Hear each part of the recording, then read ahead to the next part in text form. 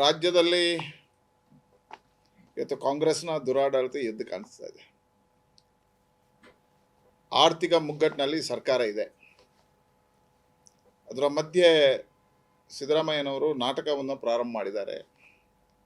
ಕೇಂದ್ರ ಅನುದಾನಗಳನ್ನು ಕೊಡುವಲ್ಲಿ ವಿಳಂಬ ಮಾಡಿದೆ. ಕೇಂದ್ರ ಇವತ್ತು ಈಗಾಗಲೇ ನಿರ್ಮಲಾ ಸೀತಾರಾಮನ್ ಹೇಳಿಕೆಯನ್ನು ಕೊಟ್ಟಿದ್ದಾರೆ.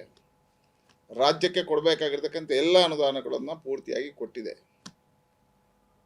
ಹಿಂದಿನ UPA ಸರ್ಕಾರ ಕೊಡೋದಕ್ಕಿಂತ ಅತಿ ಹೆಚ್ಚು ಪಾಲನ್ನು ನಮ್ಮ ಸರ್ಕಾರ ಕೊಟ್ಟಿದೆ. ರಾಜ್ಯದ ಎಲ್ಲ ಅನುದಾನಗಳನ್ನು ಕೊಡೋದ್ರ ಮುಖಾಂತರ ಈ ರಾಜ್ಯಕ್ಕೆ ಸಹಕಾರಗಳನ್ನು ಕೊಟ್ಟಿದೆ.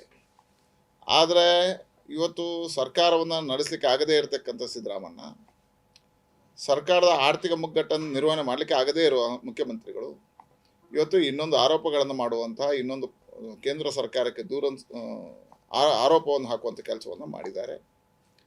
ಇವತ್ತು ಜನ ಆಕ್ರೋಶಭರಿತರಾಗಿದ್ದಾರೆ.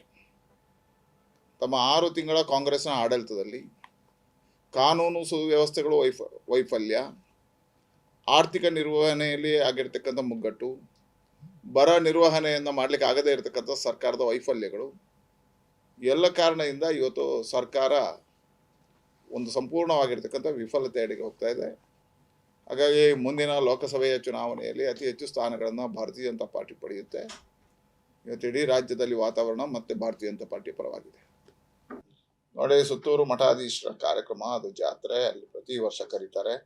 ಇದರಲ್ಲಿ ರಾಜಕೀಯವನ್ನ, ಇದರಲ್ಲಿ ಜಾತಿಯನ್ನು ಬೆರೆಸುವುದು ಸರಿಯಲ್ಲ. ಸ್ವಾಮಿಗಳನ್ನು ಒಂದು ರಾಜಕಾರಣಕ್ಕೆ ಎಳೆಯುವಂಥದ್ದು. ಸುತ್ತೂರು ಮಠಾಧೀಶರು ಎಲ್ಲ ಸಮುದಾಯಗಳಿಗೆ, ಎಲ್ಲ ಇದಕ್ಕೂ ಗೌರವ ಇರತಕ್ಕಂಥ, ಪೂಜ್ಯ ಭಾವನೆ ಇರತಕ್ಕಂಥ ಮಠ ಅದು. ಸಹಸ್ರಾರು ವಿದ್ಯಾರ್ಥಿಗಳನ್ನ ಅನ್ನದಾಸೋಹದ ಮುಖಾಂತರ ರಕ್ಷಣೆ ಮಾಡಿರ್ತಕ್ಕಂಥ ಮಠ ಅದು. ಈ ಮಠಕ್ಕೆ ಗೃಹ ಸಚಿವರಾಗಿ ಇವತ್ತು ಅಮಿತ್ ಶಾ ಅವರನ್ನು ಕರೆದಿದ್ದಾರೆ, ಕಾರ್ಯಕ್ರಮ ಕರೆದಿದ್ದಾರೆ. ಅಲ್ಲಿ ರಾಜಕಾರಣ ಮಾಡ್ತಕ್ಕಂಥದ್ದು, ಜಾತೀಯತೆಯನ್ನು ತರತಕ್ಕಂಥದ್ದು ಇದು ಕಾಂಗ್ರೆಸ್ಗೆ ಶೋಭೆ ಅಲ್ಲ. ನೋಡಿ, ಈಗಾಗಲೇ DK ಸುರೇಶ್ ಕುಮಾರ್ ಮೇಲೆ ಅವರು ಒಂದು ಜವಾಬ್ದಾರಿತ ಪಾರ್ಟಿ ಆದ್ರೆ ಖರ್ಗೆ ಅವರು ಅವ್ರ ಮೇಲೆ ಕ್ರಮವನ್ನ ಕೈಗೊಳ್ಬೇಕಿತ್ತು. ಇವತ್ತು ದೇಶ ವಿಭಜನೆಯ ಮಾತನ್ನ ಆಡಿದೆ ಕಾಂಗ್ರೆಸ್. ಇವತ್ತಲ್ಲ, ಸ್ವಾತಂತ್ರ್ಯ ಪೂರ್ವದಲ್ಲೇ ವಿಭಜನೆಯ ಮಾತನ್ನ ಆಡಿರ್ತಕ್ಕಂಥ ಪಾರ್ಟಿ. ಒಂದೇ ಮಾತರನ್ನ ವಿಭಜನೆ ಮಾಡಿದೆ, ರಘುಪತಿ ರಾಘವ ರಾಜಾರಾಮ್ ವಿಭಜನೆ ಮಾಡಿದೆ, ಭಾರತ ಪಾಕಿಸ್ತಾನ ವಿಭಜನೆ ಮಾಡಿದೆ. ಹೀಗೆ ವಿಭಜನೆಯಲ್ಲಿ ಎತ್ತಿದ ಕೈ ಕಾಂಗ್ರೆಸ್ ಇದ್ದು. ಇವತ್ತು ದೇಶವನ್ನೇ ದಕ್ಷಿಣ ಮತ್ತು ಉತ್ತರ ಭಾರತ ಅನ್ನತಕ್ಕಂಥ ವಿಭಜನೆ ಮಾಡುವಲ್ಲಿ ಇದೆ. ಹಾಗಾಗಿ ಇದು ಸುರೇಶ್ ಅವರ ಮಾತಲ್ಲ, ಇದು ಸೋನಿಯಾ ಗಾಂಧಿಯ ಮಾತು ಅಂತ ಅನಿಸ್ತದೆ. ಇಲ್ಲದಿದ್ರೆ ಕ್ರಮ ಕೈಗೊಳ್ತಿದ್ರು.